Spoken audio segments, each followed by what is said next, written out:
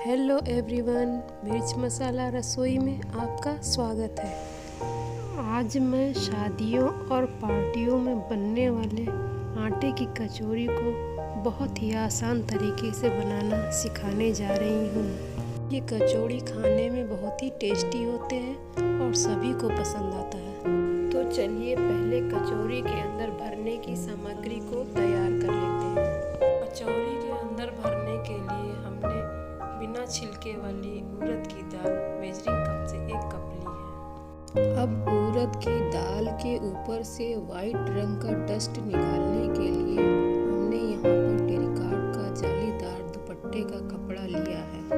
उड़द की दाल को कपड़े के ऊपर डालकर कपड़े के ऊपर से उड़द की दाल को थोड़ी देर उंगलियों से रगड़िए। फिर कपड़े के चारों कोनों को ठीक से पकड़कर किचन के टॉप पर थोड़ी देर टैप करिए तो दाल में जो भी डस्ट होगा वह सब निकल जाएगा और दाल एकदम साफ दिखेगी। और किचन की टॉप पर उड़द की दाल का वाइट कलर का डस्ट आप मेरी उंगलियों पर देख सकते हैं। आप चाहें तो उड़द की दाल को धो करके धूप में सुखा कर भी तैयार कर सकते हैं।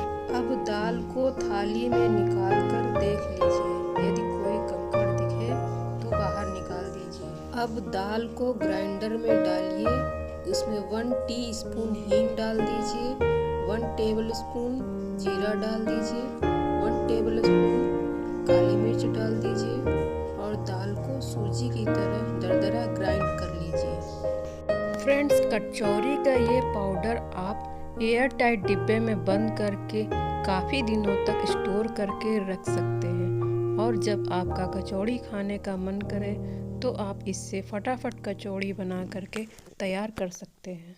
चलिए अब आप इसके आगे के स्टेप को भी देख लीजिए। अब पिसे हुए दाल को कटोरी में निकालिए, उसमें 1 टीस्पून हल्दी डाल दीजिए, 1 टेबलस्पून धनिया पाउडर या सब्जी मसाला डाल दीजिए, 1 टेबलस्पून नमक डाल दीजिए। नमक आप अपने टेस्ट के अनुसार कम या ज़्यादा कर सकते हैं और सभी चीज़ों को मिला लीजिए। अब थोड़ा थोड़ा पानी डालते हुए चम्मच से दाल को चलाते रहिए। पानी ज़्यादा नहीं डालना है क्योंकि इसे आटे की लोई के बीच भरकर कचौरी बनानी है। ये पेस्ट दिखने में कुछ सूजी के हलवे की तरह थिक होना चाहिए। अब इस पेस्ट को कम से कम आधे घंटे तक फूलने के लिए ढक करके रख दीजिए। आधे घंटे बाद देखिए उड़द की दाल के महीन महीन दाने अच्छे से फूल चुके हैं। देखिए मैं थोड़ा सा आपको हाथ में लेकर दिखा रही हूँ। बिल्कुल ऐसे ही कचौरी का भरावन होना चाहिए, तभी इसे आटे की लोई में भरने और बेलने में सुविधा होगी। अब मेजरिंग कप से 2 कप गेहूं का आटा छान करके ले लीजिए और उसमें थोड़ा सा तेल डालकर अच्छे से मिला लीजिए। अब थोड़ा थोड़ा पानी डाल करके जैसे आप रोटी और पूड़ी बनाने के लिए आटा सानते हैं उसी प्रकार से आटे को सान करके तैयार कर लीजिए। देखिए हमने यहाँ आटे का सॉफ्ट डो बना करके तैयार कर लिया है। अब थोड़ा सा लोई हाथ में लीजिए और दोनों अंगूठों से दबाते हुए आटे की लोई के बीच में थोड़ा सा गहरा कर दीजिए। अब कचौरी का जो भरावन तैयार किया है उसे बीच में भर दीजिए और किनारों को सावधानी से बंद कर दीजिए। अब कचौरी के ऊपरी हिस्से को हथेली और अंगूठे से गोल गोल घुमाते हुए दबा लीजिए। अब लोई को हल्के हाथ से गोल गोल घुमाइए और इसके ऊपरी हिस्से को ऊपर करके चिपटा कर दीजिए। अब लोई पर थोड़ा सा आटा लगाइए और हल्के हल्के हाथ से घुमाते हुए बेल लीजिए। अब कढ़ाई में तेल डालकर गैस पर गरम करिए।